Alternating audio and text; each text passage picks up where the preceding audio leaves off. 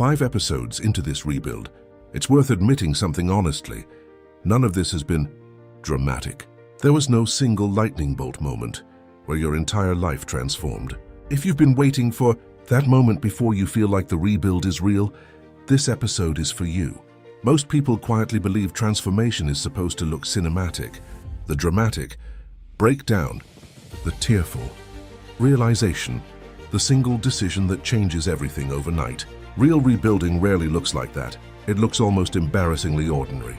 It looks like getting up the same 30 minutes earlier, again, for the 11th day in a row, when nobody is watching, and nothing dramatic is happening. It looks like the same small, honest conversation, repeated in slightly different rooms over months. It looks like choosing quietly again the thing you chose yesterday. Today we talk about why that's not a lesser version of change. It's the only version of change that actually lasts. The dramatic version makes a better story. The boring version is the one that survives contact with an ordinary Tuesday, 6 months from now when nobody's filming and nobody's clapping. If you felt at any point in this season like your rebuild wasn't dramatic enough to count, like real change was supposed to feel bigger than what you've actually been doing, this episode exists to correct that quietly damaging assumption before we close this season out. Why small feels unsatisfying. There's a reason small changes feel unsatisfying. Even when they're working, they don't match the size of the pain that made you want to change in the first place. You went through something enormous, and it feels almost insulting to respond to it with something as small as waking up 10 minutes earlier. So people reach for something equally dramatic in response. The total life overhaul, the extreme new routine, the version of change that finally feels proportional to what they've been through.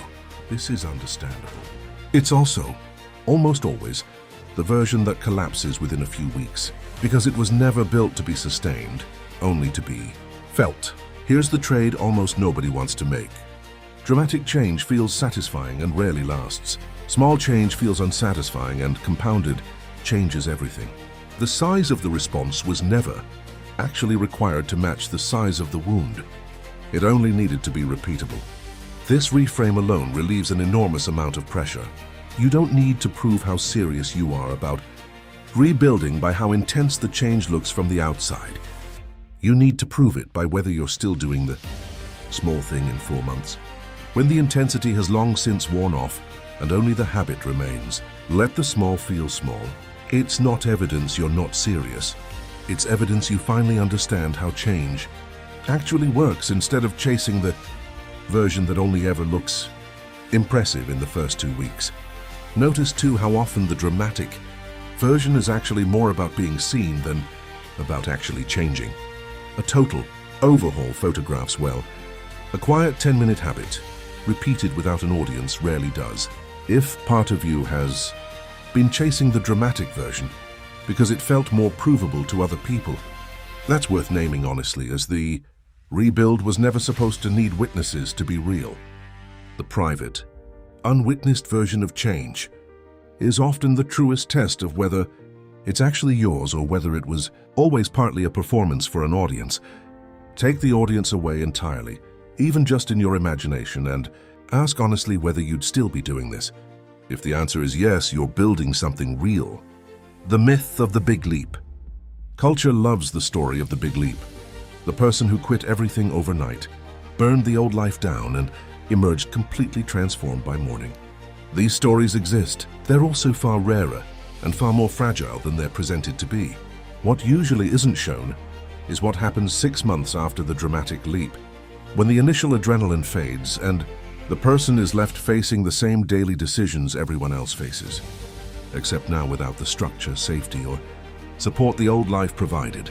Many big leaps quietly rebuild the exact same patterns, just in a new location, because the leap changed the scenery without changing the underlying architecture. This isn't an argument against bold decisions. Sometimes a leap is exactly right, and this season has never argued for staying anywhere unsafe or unhealthy out of caution. It's an argument against believing the leap itself is the transformation. The leap is just the moment you decided. Everything that actually rebuilds your life happens in what you do the ordinary Tuesday after. If your rebuild so far has felt slow, unglamorous, without a single cinematic turning point, that's not a sign it isn't working. That might be the clearest sign yet that it actually is. There's also a quieter cost to constantly chasing the leap. Every time you wait for the perfect dramatic moment to finally start, the ordinary version of starting gets postponed right along with it. The leap becomes an excuse, disguised as ambition, for not doing the small unremarkable thing available to you today. Compound bricks. Here's something worth understanding clearly about how small changes actually work. They compound. They don't just add up, they build on each other, each one making the next one slightly easier. The first time you have an honest conversation you've been avoiding, it's excruciating. The 10th time, it's still uncomfortable, but it's no longer unfamiliar. By the 50th time, honesty has quietly become closer to your default setting than the avoidance ever was. None of those 50 moments looked dramatic individually. Together, they rebuilt something fundamental.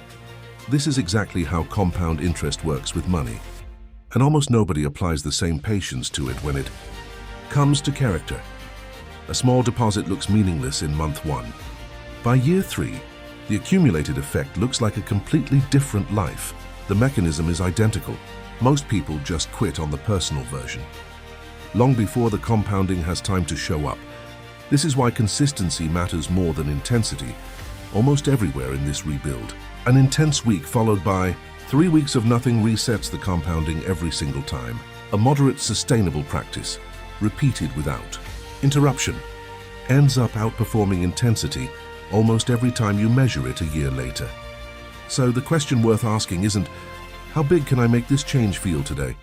It's how small can I make this change so that I'm still doing it a year from now when the compounding finally becomes visible. This also changes how you should feel about slow progress. If a small habit feels too easy to be meaningful, that's often exactly the sign it's correctly sized. Sustainable enough to survive the months where nothing dramatic happens, which is most months, for almost everyone doing this rebuild, honestly. If you need a concrete way to feel the compounding while you wait for it to show up externally, keep a simple record, a check mark, a tally, anything that lets you see the count grow. Watching the number climb, even when nothing else has visibly changed yet, is often enough to keep you going through the months where the compounding is still invisible everywhere except on that list. The discipline nobody applauds. Almost none of the actual work of rebuilding gets witnessed by anyone else. The early alarm nobody sees you wake up to. The boundary you hold in a private conversation nobody else hears. The prayer said alone with no one to confirm it happened. The temptation quietly declined. In a moment that will never make it into any story you tell later. This invisibility is part of what makes discipline so difficult to sustain. Humans are built to respond to feedback, and most of the real work of rebuilding offers almost none, at least not immediately. Nobody claps. Nothing visibly changes today. You just quietly do the thing again, trusting a result you can't yet see. This is exactly why discipline, more than motivation, is the actual engine of any real rebuild. Motivation responds to feedback. Discipline doesn't need any. It's the decision to keep laying bricks whether or not anyone is watching. Whether or not today's brick feels like it's making a visible difference. If you've been doing the unglamorous work quietly, with no one applauding, no visible transformation yet to point to, that's not proof it isn't working. That's what the actual middle of every real rebuild looks like for everyone who's ever done this honestly, whether or not they posted about it. It can help in these unwitnessed moments to remember that the God we talked about back in episode 2 is exactly the kind of witness who never needed the performance in the first place. The bricks nobody applauds are never actually unseen. They're just unseen by an audience that was never the point to begin with. Systems beat willpower. Willpower is a finite resource, and almost every failed attempt at change quietly assumes it isn't. People rely on raw willpower to sustain change, run out of it by week 3, and conclude they simply lack discipline. Usually they just lacked a system. A system removes the daily decision entirely. Instead of requiring willpower to make the same decision fresh every single day, laying out tomorrow's plan tonight. When willpower is still available, means tomorrow morning doesn't require any willpower at all, just following a decision you already made. This matters enormously for a rebuild this size. You cannot white-knuckle your way through months of transformation on willpower alone. It will run out, usually right when life gets hard, which is exactly when you need the change to hold the most. Build the environment instead of relying purely on resolve. Remove the friction from the behavior you want, and add friction to the behavior you're trying to leave behind.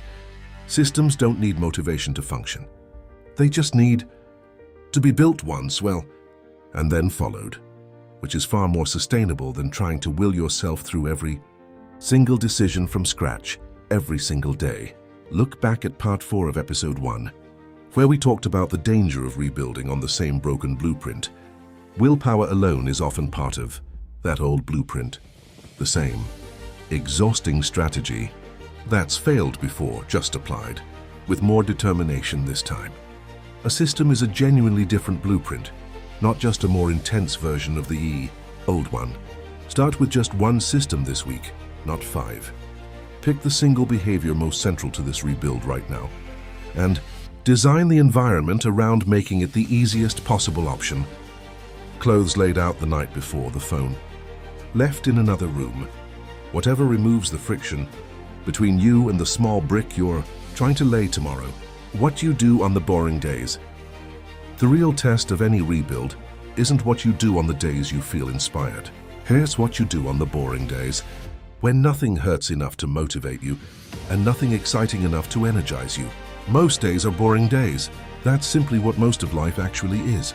This is where most rebuilds quietly fail, not in a dramatic collapse, but in a slow drift on the boring days where the small brick just doesn't get laid again and again, until months later, you realize the entire project stalled, somewhere you never even noticed. Boring days deserve a lower bar, not abandonment. On a day with no motivation and no crisis, the goal isn't your best effort. It's just showing up in some small form, so the chain doesn't break. A 5-minute version of the habit beats a skipped day every time, because the skipped day is what actually kills momentum. This isn't about being perfect. It's about protecting the pattern, even in its smallest possible form, especially on the days it would be easiest to let it quietly disappear without anyone, including you, immediately noticing. Give yourself an honest, pre-decided minimum for exactly these days, the smallest version of the habit you'd still be proud to have done. 1 page instead of a chapter, 5 minutes instead of 30. Deciding this in advance on a good day means you're not negotiating with yourself in real time on the boring day, when negotiating is exactly when the habit is most likely to lose. The danger of waiting for motivation. Motivation is a wonderful bonus and a terrible foundation. It arrives unpredictably, disappears just as unpredictably, and was never designed to carry a rebuild that needs to survive months, not moments. Waiting for motivation before acting means most of the important bricks in this rebuild never get laid at all, because motivation statistically shows up far less often than the work actually needs to happen. The people who finish rebuilds aren't the ones with more motivation. They're usually the ones who stopped waiting for it. This flips the usual order most people assume. Action tends to produce motivation more reliably than motivation produces action. Starting the small task, even without feeling like it, tends to generate enough momentum to keep going. Momentum that never would have arrived if you'd waited for motivation to show up first.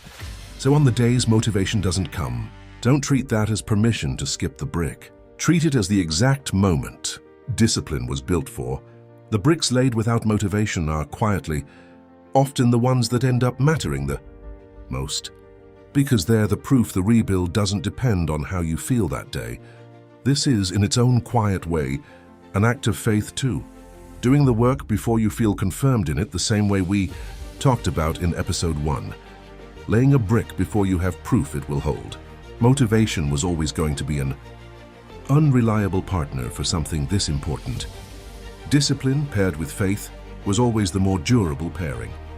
Notice too that this doesn't mean feelings don't matter, or that you should suppress them to push through. It just means feelings make a poor scheduling department. Feel whatever you feel, honestly. Let the brick get laid anyway. On the days it's within your control to do so. regardless of what the feeling that morning happened to be. Small rebuilds are how big change actually happens. Here's the thing worth sitting with as this episode closes.